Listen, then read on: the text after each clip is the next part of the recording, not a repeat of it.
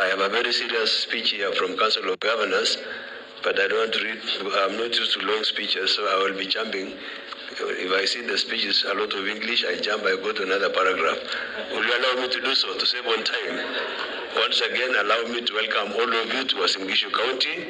I recognize the Vice Chancellor of this university and the people who were here before and those who are working here, my long-term friends, and I was also a colleague to these people until Onyangapo fished me out from some office and Professor Kamara, and they sent me to school and keep on learning, and I've never come back since that time. So I'm here today in the capacity of Governor of Uasin Gishu, a great county where we are a home of many of these people, including Chris Kipto and many others. Let me not mention, because this is our home. Even our Prime Cabinet Secretary has some interest here. I really take care of those interests so that nobody will touch, because I know you never know how God moves after many years. You might say, ile kijana mwenye alikuwa ananichungia ng'ombe ako wapi?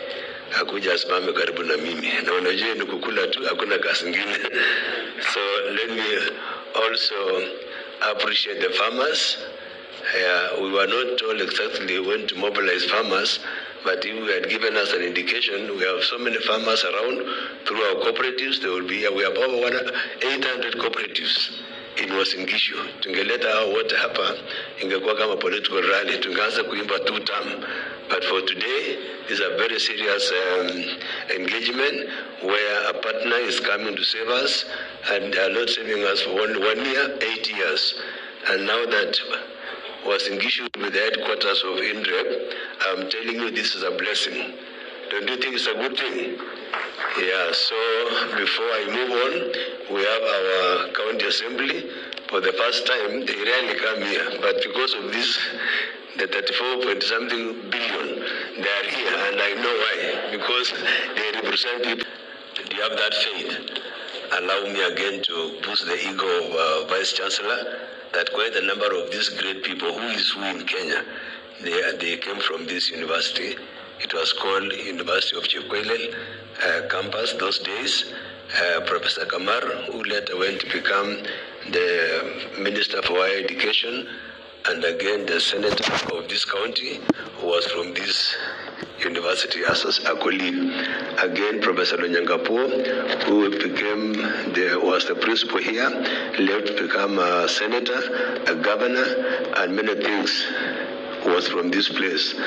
Who else? There are very many. Jonathan B., who was in a very small office, Dean of Students' office, and was fished out to go to read further. Now I'm coming back as Dr. B. That time was just a small fellow in the village here, and after taking the heat seriously on education, now I have a PhD in project planning and management, Kisii University. Here again we have Chebunet, who was a staff here, now CEC, and very many others in the world of academia. Okilas Koech, Professor, the VC of Kabianga, and let me note, the list is very long. Allow me, Your Excellency, to read this small speech, not small but highly concentrated, but I will just jump some pages because I'm not used to this long speech. That this is a speech by His Excellency Kenneth Lusaka, EGH Governor Bungoma County, and Chairperson Council of Governors, Agriculture, Livestock, and Cooperatives Committee, where I am a member. During the launch of the Integrated Natural Resources Management Program, Eldoret was in Gishu County on the 17th July 2026. I know he's my chairman and I know he's following, so I have to be very careful so that when he stops becoming chairman, I become one. That's how to succeed others. You become very humble. And it begins by saying Prime Cabinet Secretary, Dr. Musalia Mudavadi, Cabinet Secretaries and Principal Secretaries around, the representative of the IFAD, governors, deputy governors present, development partners, county executive committee members, distinguished guests, ladies and gentlemen. Chamgay. It was in the morning, but now we have changed to Chamgay. It is a great honor and privilege to join you today on behalf of the Council of Governors and the 47 county governments during the launch of the Integrated Natural Resources Management Program. This program comes at a defining moment for our county of our country as we seek sustainable solutions to strengthen food security, build climate resilience, restore degraded ecosystems, and improve livelihoods for millions of Kenyans. Allow me at the outset to commend the national government, IFA development partners, and all stakeholders whose commitment and collaborations have made this program possible. The launch of INREP demonstrates the power of partnerships in addressing some of the most pressing development challenges of our time. Agriculture remains the backbone of Kenya's economy. The sector contributes approximately 26% directly to the national gross domestic products and further 27% indirectly through its linkages with manufacturing, trade, services. It provides livelihoods to over 40% of the population and remains the primary source of income to more than 70% of the rural households. Yet the future of agriculture depends on something we often take for granted: our natural resources. Productive soils, healthy watersheds, forests, rangelands, and biodiversity constitute the natural capital upon which our agriculture systems and rural economies are built.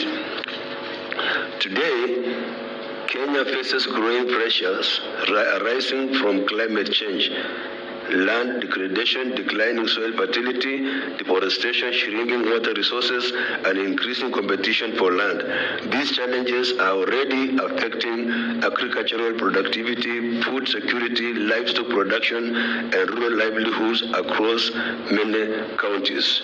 Globally, countries are increasingly recognizing that agriculture transformation cannot be achieved without sustainable management of natural resources. From Ethiopia's watershed restoration programs and Rwanda's landscape management initiatives to China's ecological restoration investments and Brazil's sustainable agriculture programs, successful agricultural economies have demonstrated that restoration of ecosystems, increasing agricultural productivity, are mutually reinforcing goals. The global evidence is compelling. Let me leave this one because that talks about we're in Kenya and in Uasin Gishu. Ladies and gentlemen, for many years, natural resource management was largely viewed as an environmental concern. Today, the policy landscape has changed significantly. The natural resource management is now recognized as an economic growth strategy, a food system strategy, a climate adaptation strategy, and a pathway to sustainable development. And I want to agree with PS Dr. Rono that things have changed. The last time you came, there was some rain that came early in January, and it looked like we were going to grow maize before the time. We always grow maize around April, May, around that time. But this time the rains came earlier, and I'm happy you came with Engineer Ngeno, who assured us that there will be rain up to May. But for some reason, the rain disappeared from nowhere. Now we are talking about green things. Now we have green drought. You go out there, the grass is green, the maize is green, but there is nothing inside there. They have dried up. So the crop failure that we are witnessing in our county is terrible. In Uasin Gishu and Trans Nzoia, I've seen the CC member for agriculture, Trans Nzoia and Uasin Gishu, and part of Bungoma and slightly part of Kakamega, Hapa Luguyani and Lugari. This is where you call the bread basket of Kenya. But just walk around there now, you will be shocked. Every maize is disappointed. We don't know why. Just because of this climate thing, tabia ya nchi imeleta tabia mbaya. Tabia ya nchi imekuwa tabia mbaya. So I think we will do something about it. And the launch of INREP therefore represents an important policy shift. It reflects a transition from fragmented sectoral interventions towards integrated landscapes and agro-food system approaches. As county governments, we strongly support the shift. Natural resources or natural resource management is closely linked to several devolved functions under the fourth schedule of the Constitution. Counties are responsible for agriculture, livestock development, soil and water conservation, local planning, environmental management, and extension services. Consequently, county governments are at the front line of addressing the challenges of land degradation, water scarcity, declining productivity, and climate vulnerability. And I want to thank our champion, Dr. Chris Kipto, and CS Murkomen for the initiatives you have started. This time now, we depend on Elgeyo Marakwet hills, those hills around Kaptagat, all the way to Cherangani Hills. That's where we get our water. That's where we survive. And we want to say we'll agree with Dr. Kipto. When we had that landslide in Elgeyo Marakwet, you made a statement which I kept on thinking about it, that nature can be very unforgiving, especially when you misbehave around. The nature knows how to punish you, and the way it punishes you, just make killing you so that you don't make a mistake again. So I think what we need to do to save ourselves, let us grow these trees, let us take care of our environment and the ecosystem around that. As a county government, the sustainable utilization of natural resources is therefore no option. It is not optional. It is a strategic imperative. Without a healthy ecosystem, productive soils, and secure water resources, our efforts to achieve food security, create jobs, attract investment, and grow county economies will not be sustainable. The Council of Governors views INREP as a critical enabler of agri-food systems transformation. Healthy ecosystems form the foundation of resilient food systems. Sustainable management of natural resources contributes directly to improved food and nutritional security, increased agricultural productivity, and enhanced water availability, climate resilience, and sustainable livelihoods.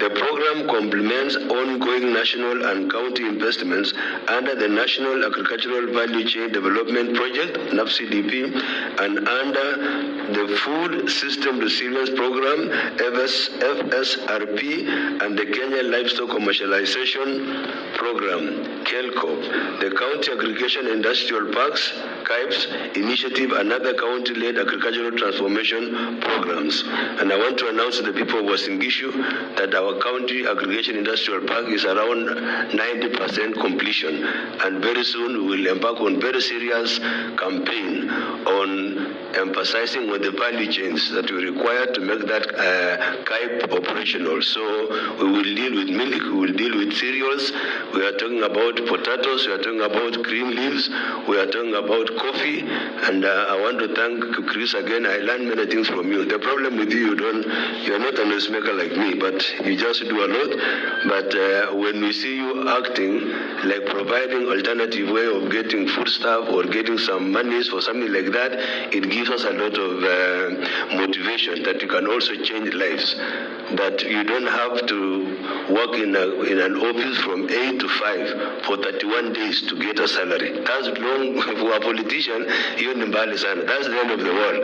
What we need is try to look for alternative way of getting money, however small it is, but daily, weekly, monthly, and you are self-sustained. So together, these interventions are helping counties strengthen agricultural value chains, improve market access, support agro-industrialization, create employment opportunities, and build resilient agro-food systems capable of supporting inclusive economic growth. Moving forward, county governments will continue to prioritize strategic interventions that strengthen sustainable natural resource governance. These include landscape restoration, watershed protection, climate-smart agriculture, and sustainable rangeland management, agroforestry, soil fertility improvement, water resource management, and community-led conservation initiatives. I'm almost ending, just be patient. At the same time, we shall continue strengthening policy and legal frameworks, building institutional capacity, improving data and knowledge systems, promoting innovation, and leveraging partnerships to scale impact across counties. The Council of Governors welcomes the program and IFAD's continued support and looks forward to working together in strengthening county policy, legal and governance programs, frameworks that will institutionalize mobilize and sustain in-rep intervention, enhance county ownership, and maximize long-term development impact. That's a very long sentence, and because you're in the university, you should understand. You understand. You are learned, all of you. Nasikia kila mtu doctor, professor. So tuelewe my students for you. The success of INREP will depend on strong collaboration among national government, county governments, development partners, research institutions, the private sector, and local communities. Sustainable natural resource management requires collective action and shared responsibility. As we launch this important program today, let us remember that the future of our agricultural food system and rural economies depends on how we will manage our natural resources. The decisions we make today regarding our soils, forests, rivers, rangelands, and landscapes will determine the prosperity and the resilience of future generations. History teaches us that nations prosper when they invest in their natural capital and decline when they exhaust it. We therefore have a responsibility to ensure the economic growth and agricultural transformation go hand in hand with the environmental sustainability. On behalf of the Council of Governors, I reaffirm our commitment to working closely with the national government, the IFAD, development partners, and communities to ensure the successful implementation of INREP and to maximize its impact across participating counties. Together, let us restore our landscape. Together, let us strengthen resilient agri-food system. Together, let us build climate-resilient communities. And together, let us secure prosperous and sustainable future for our nation. God bless you, and allow me just to say something relevant to our county here, that the current drought is really devastating. And the other day when I called you, one of years, you responded quickly. I told you send those experts who can understand the signs of times and who can read the impact of the devastation we have gotten, so that for the first time, people in Wasingishu, we might be part of people who receive food, the relief food. We don't know how to receive relief food. We are used to giving people and supporting others. Last year, part 1 and 2023, we had a very serious drought, Your Excellency, in Kenya. And President and Deputy President Penn made a serious appeal that those counties that God has blessed you with good environment, please mobilize food staff. And in Wasingishu, I have an initiative called Save a Life Initiative. We mobilized food staff worth 15 million. And the destination was Turkana County. And then Baringo, and then the other side of Laikipia. It was so good that we feel good when we give because God has blessed us. And we did it together with faith-based communities, together with professionals and the farmers. This time round, they might do it for us also, because from the way I see the farm, in fact, these farmers, they don't go to their farms during the day, because you cannot help when you see the maize yearning for water which is not there, simply because tabia ya nchi imekuwa tabia mbaya kwa mkulima. So I think, Your Excellency, as we move forward this time, I would wish that wale wakulima, waje niseme kwa Kiswahili, ambao walitumia pesa kutoka kwa kuomba pesa kwa loans ya mabenki na zile za AFC na zile zingine, tafadhali wana PS tafuta njia ya kucompensate hao watu na kufuta hiyo loan ipotee. Hakuna kitu mzuri kama kusikia kwamba wameondoa hiyo loan yako, serikali imechukua. Tutasema tu tam sisi hapo kutoka this direction, kwa sababu every time tukisikia kwa kila serikali, nimekuwa nikisikia watu ya kahawa, Your Excellency, wanasamewa madeni yao. Sijui madeni ya kahawa ni nini. Unasikia bilioni 5, bilioni 9, bilioni ngapi tangu wakati ya Moi akafutia hawa, haikuisha. Kibaki akakuja akatoa, haiishi. Juzi Uhuru anatoa, President juzi, kiangalia juzi ya budget ya juzi ametoa karibu 6.8 billion. Hata sisi wakulima wa mahindi na ngano na ile ya viazi na mboga, kama tuko na deni, ondoa yetu pia, kwa sababu hata sisi tunachangia kwa uchumi ya Kenya. Nani anapinga hiyo? Semeni tu tamka governor. Very good. Na kwa president pia. So tunasema this time round 60% of our whatever crops is affected, so compensation is required. We also want to thank the INREP for making Eldoret headquarters their headquarters. This is a very safe place to be. Eldoret is a home of many people. Here is the chair for the city county here too, and when you realize that everybody lives here, including member of parliament, KO South, most of them have interest here. Even some governors and some MPs and leaders from Western Kenya, they live here. During the day they go back to their homes. In the evening they are day scholars actually. So wherever they come, this is their home. And I want to assure INREP that this place is safe. We are very peaceful people. The noise we hear is just politics, but it doesn't really make sense. But when it comes to real issues, we are very serious people, very hospitable. And remember, in the neighborhood lives the President of the Republic of Kenya. So you are safe. And in my left, kuna jeshi, kambi la jeshi hapa, the barracks. There is no problem. And then with the other side, Murkomen and his interior things are taking care of us. No bandits everywhere. The Nandi County have enough supply of food. We are happy people. So this is a right place to choose. We are also headquarters of North Rift Economic of other 8 counties. So we want to say karibuni sana. And then the value chains that you have discussed really mirrors what my Nguso Kumi stands for. That dairy processing plant, we are the first county to provide for early learners. I afforded wanakunya maziwa twice a week. And that's saying, why can't mobilize our farmers through their cooperatives? We do a processing plant, we package this milk, hizi pesa zinaenda around. Sinita nini hiyo reward kwa mkulima, kwa mdomo wa mtoto, kwa serikali, kwa mkulima inaenda mpaka siku ile mahali tunajiweza.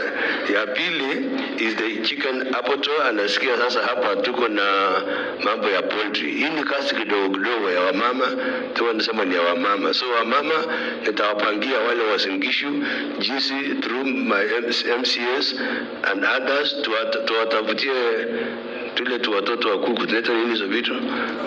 Chicks, viparanga ama faransa, tunawaletea nyinyi hizo vitu alafu msaidiane nayo. Hakuna kitu kama kuku kwa mama. Ni kama security, ni kama karanta fulani. Mayai kitokea mbio kutoka kwa mahali umetegewa na mpaka kwa duka, wanaleta sukari nusu kilo, alafu kuku yenyewe ni kama sasa hiyo ndio yenyewe. Ukiuza siku hizi ni 1,500. So ile hapo tu ya kuchinja kuku tumeleta hapa Eldoret, inachinja kuku 500 kwa wanawa. So hata mkifuga kuku nyinyi wote tutaweza kuchinja hiyo kuku. Kuchinja ama kufanya nini? Kuchinja na kupasua na kuhakikisha tunapea wapi. Kuna market kubwa sana hapa Eldoret, tuko na so many hotels na watu wanakula kwa bidii, wanakula kweli. Huwezi enda kwa hoteli usione mtu akikula, hakuna mwenye anakaa tu chini hivi na hawakuli hivi. Mambo ya githeri si sana. Ukifika city au kuli githeri, unakula kuku na kwenda mbele. So tunasema kuna market tayari. Pia Prime Cabinet Secretary, sisi tumeenda diversification. Sasa wasingishu atuongee mambo ya mahindi tena. Tunaongeza kahawa, tunaongeza macadamia, tunaongeza ile nyingine avocado, na tumesema diversification is real. And the PS wanajua, na PS wawili mnajua how serious I am.